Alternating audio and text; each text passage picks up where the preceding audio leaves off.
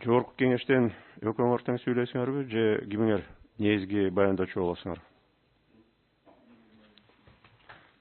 Сиз Орозабек уулу болуп каласызбы же ким? Сыдыков. Анда сөз Сыдыков Мунарбек Эрматовичке берилет. Трибунага өтүп микрофонду күйгүзүп койсоңор.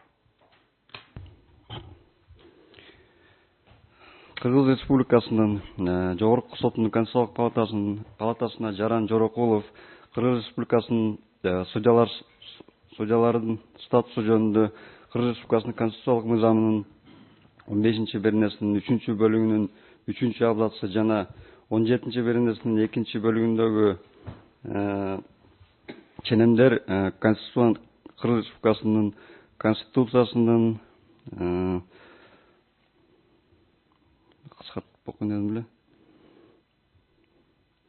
Окуй бергиле. Убакыт чектелбейт.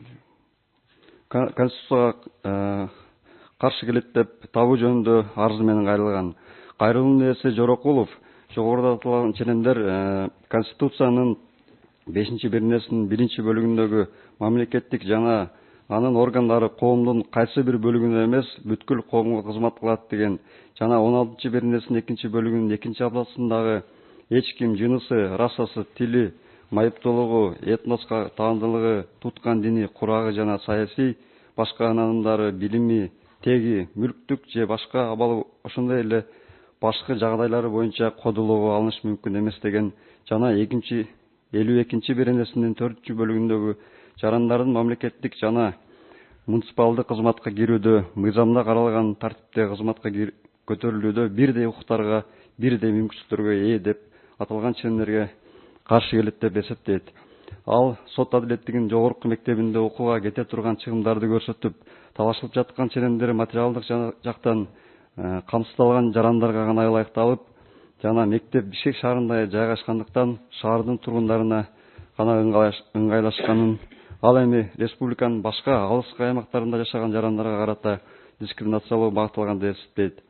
Жаран Жорокуловдун өтүнүчүн карап чыгып, ага карата төмөнгүдөй каршы пикир билдиребиз.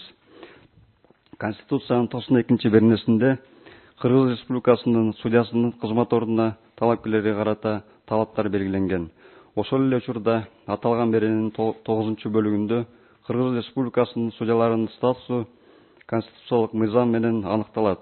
Анда судьялардын кызмат ордуна талапкерлерге кошумча талаптар жана Жогорку соттун Конституциялык палатасынын жана жергиликтүү соттордун судьяларына бирдей белгилүү бир чектөөлөр белгилениши мүмкүн деп көрсөтүлгөн.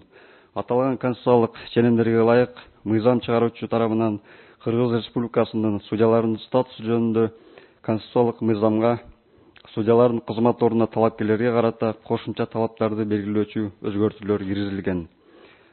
Кыргыз Республикасынын судьяларынын статусу жөнүндө конституциялык мыйзамдын талашылып жаткан ченемдери менен судья болууну каалаган Кыргыз Республикасынын бардык жарандарына бирдей болгон талаптар белгиленген.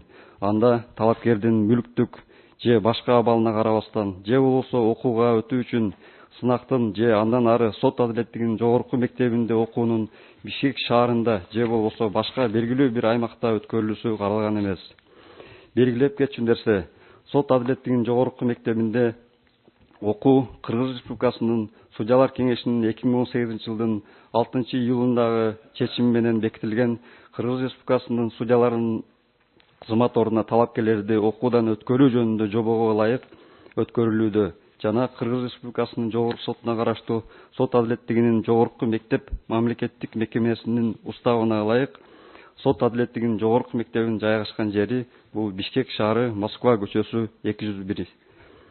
Кыргыз Республикасынын судьяларынын статусу жөнүндө Кыргыз Республикасынын конституциялык мыйзамынын 4-беренесине ылайык судьянын статусу анын ээсинин инсандыгына, квалификациясына жана жүрүм турумуна бийик стандарттарды коюу менен аны алууга жана токтотууга жогорулатылган талаптар судьялык ыйгарым укуктарды талаптагыдай аткарбагандыгы үчүн жоопкерчиликти күчөтүү, бийик статуска шайкеш келүү, материалдык жана социалдык камсыз кылуу жана башка кепилдиктер менен аныкталат. Кыргыз Республикасынын Жогорку сотунун Конституциялык палатасынын 2015 жылдын 15 апрелиндеги чечиминде да ишмердүүлүгүнүн милдетин жана мүнөзүнөн, милдеттеринин алкагынан жана коом менен мыйзам алдындагы жоопкерчилик деңгээлинен алып караганда судьянын кызматы өзгөчө категорияга кирилет деп көрсөтүлгөн. Ошондой эле сот адилеттигин ишке ашырган учурда судьялар чечимдерди Кыргыз Республикасынын атынан чыгаргандыктан судья бул өзгөчө кесип. Ошондуктан аларга карата жогорку кесипкөйлүк, компетенттүүлүк, жоопкерчилик жана тийиштүү даярдыктардан өтүү боюнча талаптарды коюу зарыл болуп эсептелет.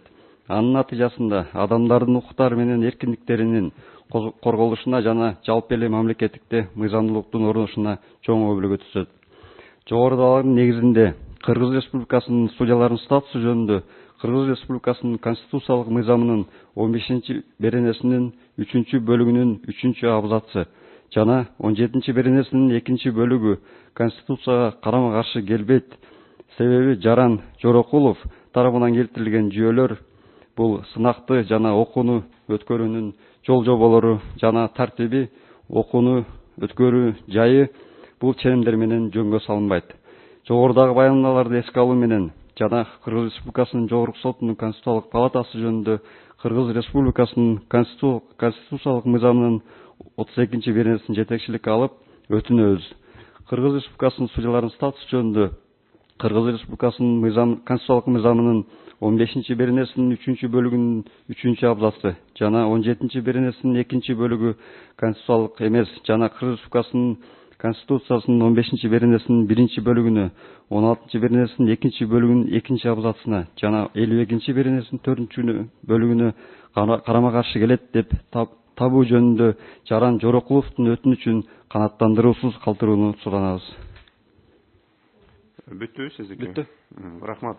Оразабек уулу Максат, сизде толуктоолор барбы? Негизги баяндамачыга жок,